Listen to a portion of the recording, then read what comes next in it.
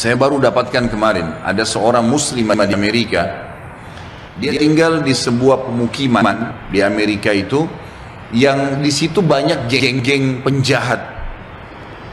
Orang-orang yang berkulit hitam yang tiap hari memerkosa, membunuh orang, saling perang. Tapi dia nggak bisa apa-apa karena memang dia tinggal di wilayah situ bersama dengan orang tuanya.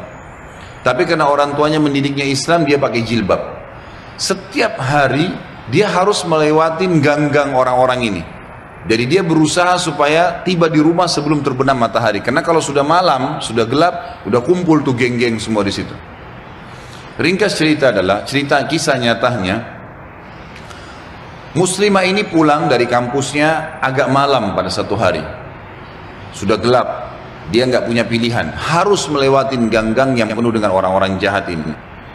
Dia bilang, saya waktu mau lewatin gang itu menuju ke apartemen saya, rumah susun orang tua saya, ada satu perempuan di depan saya, kelihatannya bukan muslimah, tidak tutup aurat, lagi lewat juga di gang situ. Tiba-tiba saya lihat dengan mata saya dikeroyokin oleh laki-laki itu. Dipegangin, ditarik dengan paksa, dimasukkan ke dalam sebuah tempat dan terdengar suara teriak-teriak, kemungkinan diperkosa. Dan mereka sudah punya tim, jadi yang narik ke dalam itu beberapa orang nanti diperkosa, yang lainnya berdiri di depan gang, seakan-akan tidak terjadi apa-apa. Nanti mereka gantian memerkosa orang, hampir tiap hari pekerjaan begitu. Maka muslimah ini mengatakan, saya lihat depan mata saya itu. Tapi saya nggak bisa berhenti.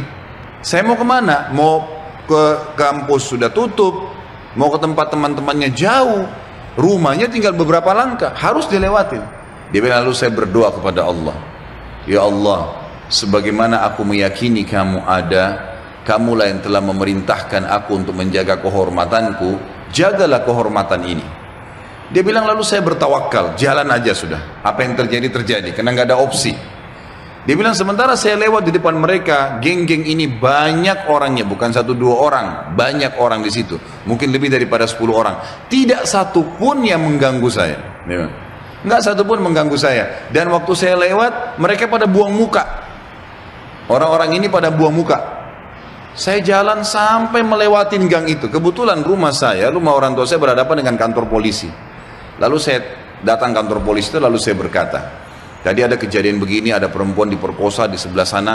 Polisi pun akhirnya menerima laporan tersebut, lalu memeriksa, kena dekat, betul terbukti ditangkap, masih ada perempuan tadi dan memang diperkosa, akhirnya ditangkap semua di penjahat-penjahat nih. Sementara ditangkap, dia bilang, waktu masuk di kantor polisi, mereka tahu saya yang lapor, saya pakai jilbab ada di situ. Tapi mereka setiap lihat saya pasti buang muka. Kayak orang, bukan buang muka karena marah ya, kayak orang yang ketakutan melihat saya, dia bilang. Sampai masuk di penjara semua.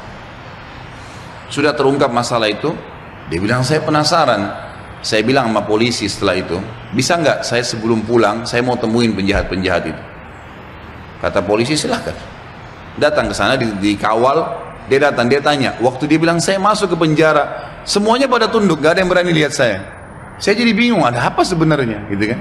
Saya seorang wanita, cuma pakai jilbab. Ini penjahat-penjahat terkenal tiap hari perkosa orang, tiap hari bunuh orang, gak ada yang ditakutin, gitu kan? Maka saya bertanya, saya mau tanya, saya yang ngelaporin kalian, gitu kan? Maka semuanya ada satu orang yang menjawab mengatakan, kami tahu kalau kamu yang melaporin, gitu kan? Terus kata si perempuan ini, kalian tidak marah dengan saya? Karena ini nanti ke depannya siapa tahu mereka lepas dendam. Nggak ada yang nyaut, diam aja semuanya. Terus dia bilang, saya mau tanya, kenapa waktu saya lewat tidak ada di antara kalian yang mengganggu saya? Saya ingin tahu apa sebabnya. Ada satu orang, dia tidak angkat matanya ke arah perempuan, cuma dia tunduk, dia mengatakan, dari Anda lewatin gang sampai sekarang, di belakang Anda banyak orang yang menggunakan baju-baju putih yang menemani Anda. Dan badannya besar-besar, kami takut. Perempuan ini bilang, saya tiba-tiba gemetar, hampir jatuh. Kaget dengan informasi itu.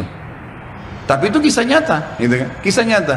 Dia bilang pun, kalau begitu baiklah. Dia keluar, lalu dia ceritakan kepada keluarganya. Tapi apa yang kita ambil pelajaran dari kisah ini? Keyakinan kepada Allah Subhanahu Wa Taala mendatangkan pertolongan yang memang tidak masuk di akal manusia, tidak masuk di akal manusia, nggak bisa, susah untuk dihubungkan itu.